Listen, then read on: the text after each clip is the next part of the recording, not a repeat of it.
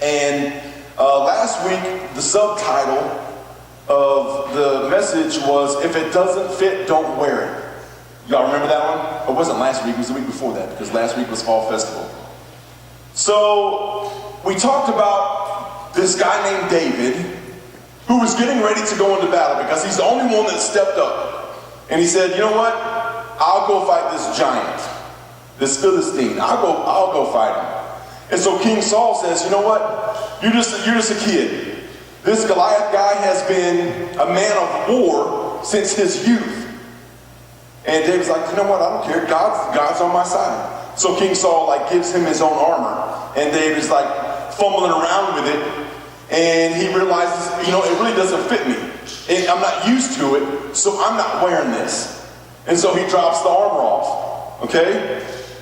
We talked about how he didn't need the armor because he goes into this discussion with Saul about how he used to protect the sheep, and he was attacked by lions and bears, and he killed those things with his bare hands because God was with him. He said, "The only thing I need to win this battle against this giant is God, because God has brought me through before, and he will be faithful to bring me through again." That's what David's mentality was. It's a pretty good mentality. He takes God into these battles with him because it's worked so many times before, and it's all that he needs. And we talked about how each and every one of you are unique, and you shouldn't want to jam yourself into a mold that was made for someone else. Each one of you have a special set of skills and talents. You're unique. God made you the way that you are for a purpose. Each one of you have different passions than others do. And there is a purpose for that. There's a reason for that you will discover over time. And this week, the subtitle message that we're going to talk about is called 5 Stones. Again, this was something that came up at the taco shop in North Tulsa with me, Ray, and Bob kind of sitting around. This was the original message that came up. So we finally get to talk about 5 stones. And the reason it came up is because every time that I read the story of David and Goliath in the past, when I was a kid, when I was a teenager, whenever I read it, I never realized that David picked up 5 stones. I never realized that. I thought he just picked up one. I thought that's all he needed. He just ran out there, picked up a stone on the way, threw it in his sling, rolled it around, and poof, there goes Goliath. Anybody else? Am I the only one that didn't catch that the first time I read that? I had no clue that David picked up 5 stones. I'm a one-shot, one-kill type guy. It's military. Tucker probably understands that. You don't waste bullets. One shot, one kill. That's what you're training. I thought that's what David was doing. 1 stone, 1 kill. That's all he needs. 1 stone. But he picked up 5 stones. 5 of them. Why on earth would David pick up 5 stones? It wasn't 2. It wasn't 7. It was 5. He picked up 5, and the Bible points out specifically that it was 5. In every translation that I've read, it puts a number to the stones. 5 stones. Is anybody intrigued about that? We're going to talk about that. I just love this. There has to be a reason, I think, that 5 stones is in this story. There's got to be something important about these 5 stones. So let's read from 1 Samuel chapter 17, starting with where we left off the first week of the series with David taking off the armor. I'm going to start it in the middle of verse 39. So David took them off again, takes off the armor, and this is where we pick up.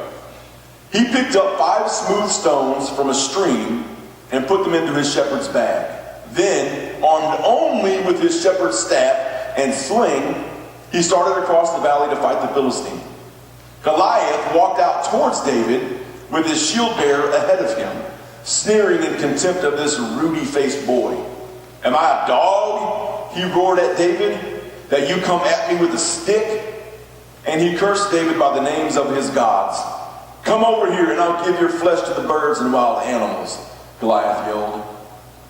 David replied to the Philistine, You come to me with sword, spear, and javelin, but I come to you in the name of the... Okay, he's going on. He's talking smack to this giant who's talking smack to him.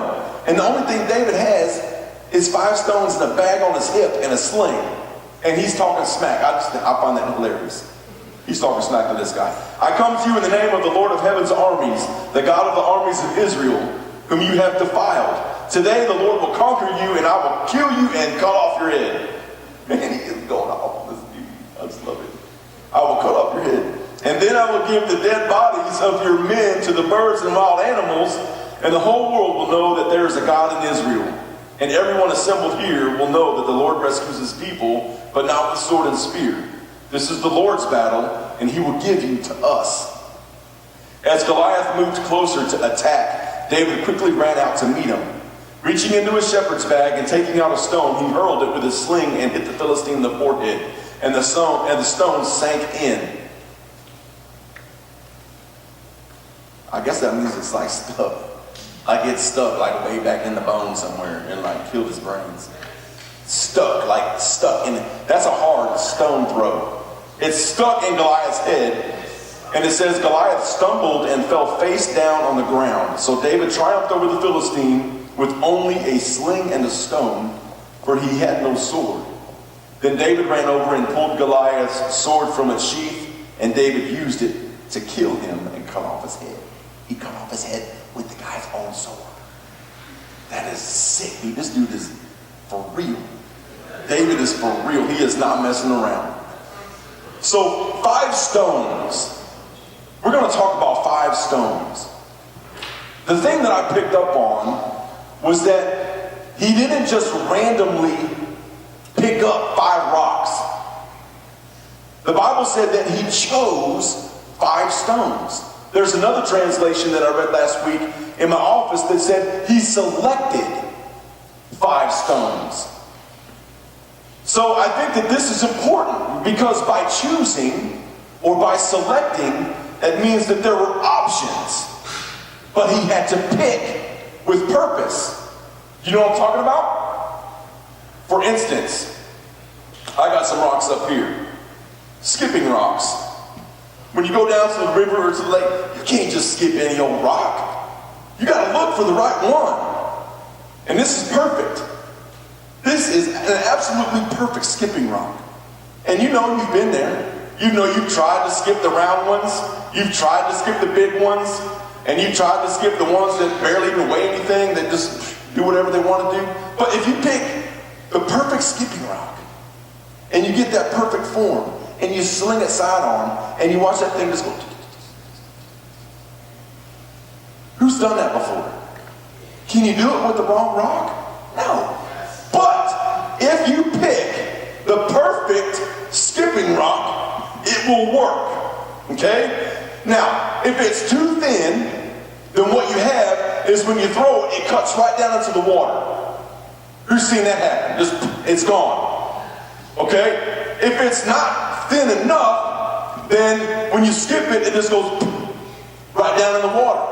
But if it's perfect, if it's just a little bit round, a little bit thin, man, it'll go forever. But you got to pick the right one. How about this one? Who's ever been in a contest with your brother or with a friend of yours on who could throw the rock the farthest? It's a competition, right? But you look around on the ground for the perfect rock. If you get one like the skipping rock and you sling it, what happens is you sling it like a skipping rock and it goes like this for a while, but then it kind of does one of these and it kind of turns, then it flips up, and then it gets caught in the air and this kind of tumbles. But if you get one that's round and it's, okay, I'm going to show you this because this is a perfect one. If it's perfectly contoured with your finger like that, to where when you let go of it, it flips like this. You know what I'm saying? I mean, it's got to be perfect. You can toss, dude, I can throw this rock probably like 1.5 miles because it is the perfect rock to throw. But you know what I'm talking about, right? You got to pick the right rock for distance also. There's also this one. Good! Now, if you've ever gone to the lake and you're trying to have a competition of who can make the biggest splash, you got to pick the right rock. If you pick one that's too big and you can't get it, then you're like 1, and it goes like 2 inches and then falls right in the sand and like sinks half a foot. Or it doesn't get to the water and it just kind of rolls into the water and you're like, yay, that didn't do nothing. But if you get the perfect one, you kind of throw it like a shot put, right? You put it on and you're trying to heave it like this. And it makes a huge splash, and then you're like, I won. But you got to pick the right one. You got to pick the right rock for certain things. You know what I'm talking about, right? You have to pick the right rocks for what it is that you're trying to do. And in the same way that you pick the proper stones for these types of things, David had to pick the right stones for his sling. Just any stone would not do. He needed the perfect stones. And scholars suggest that maybe a reason that he picked up 5 stones, now again, this is a suggestion. This is not like proven, but I thought it was interesting. Scholars think that maybe the reason that David picked up 5 stones is because Goliath had 4 brothers. And they were giants also. The word Rapha, which is used in that scripture, is Hebrew for the word giants.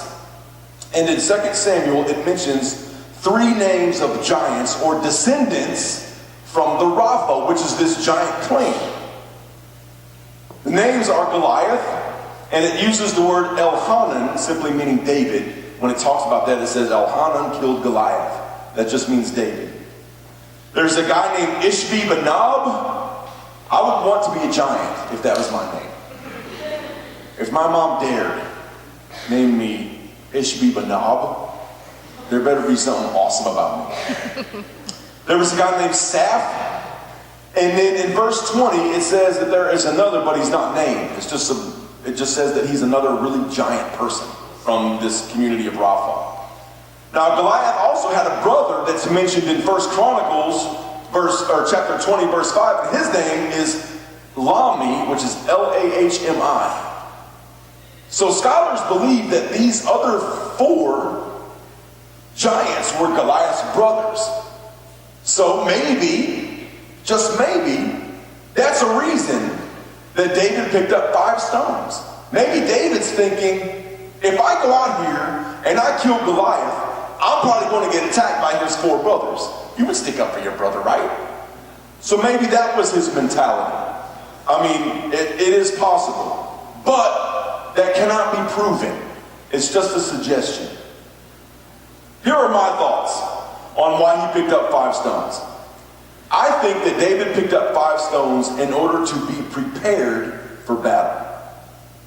Even though he knew God would help him fight the battles, because of all of the battles that God brought him through with lions and bears, David knew for a fact that God was going to go into this fight with him, so he knew he was going to win. He was confident about that.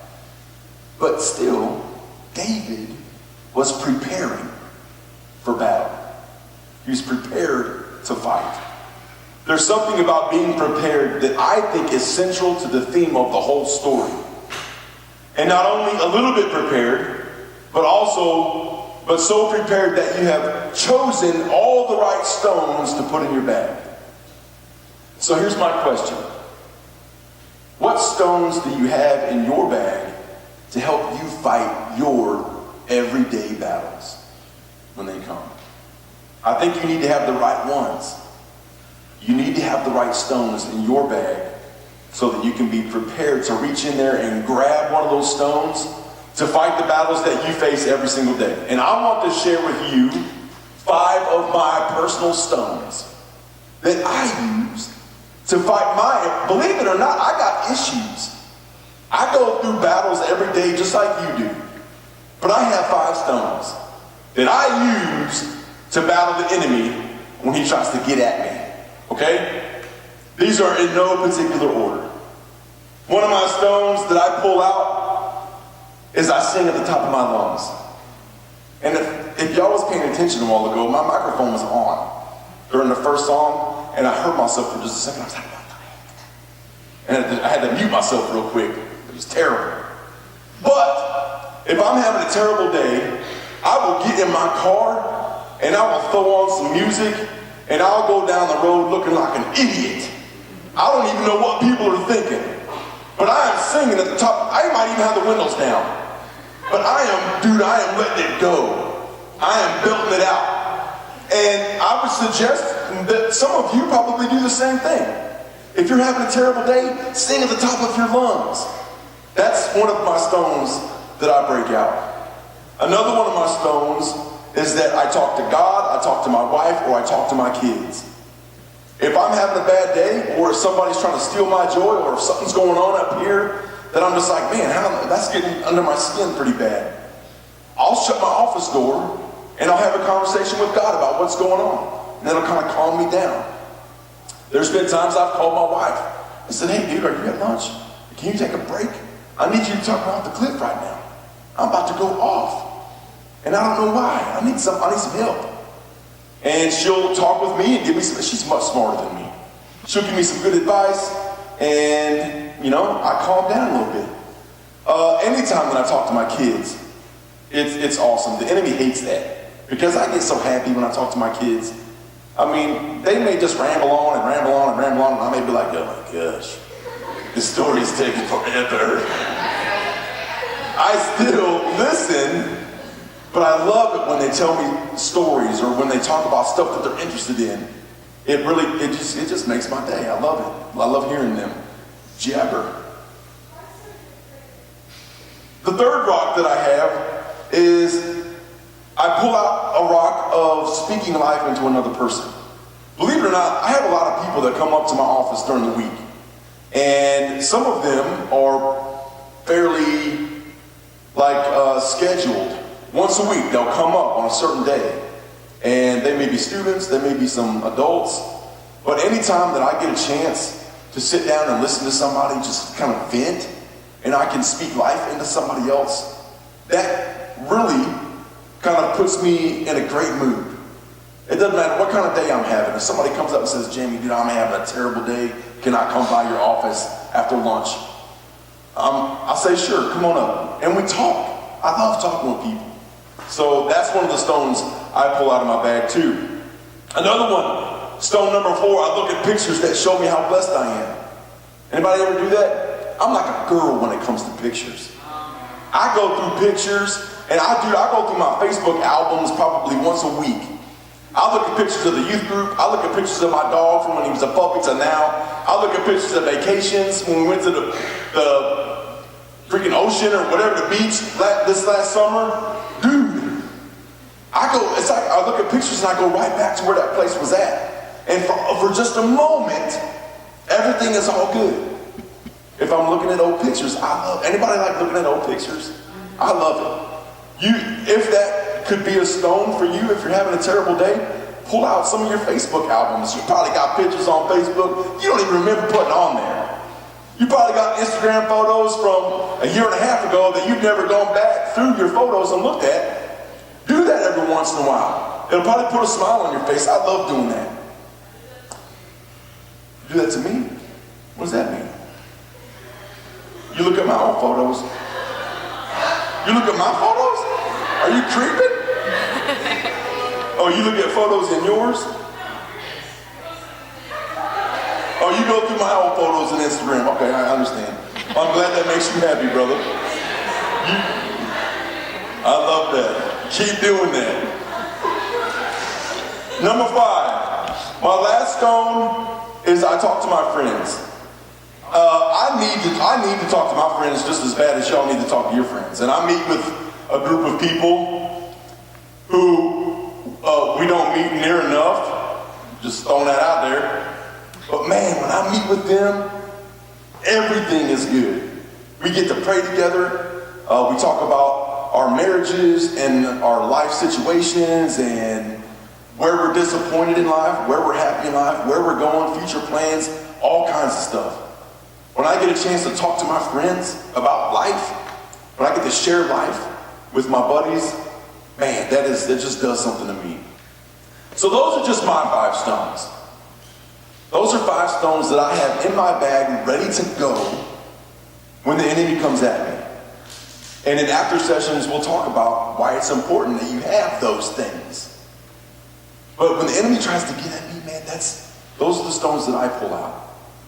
But what are your 5 stones? I think you need to come up with 5 stones. Any way you approach it, you have to be prepared for battle.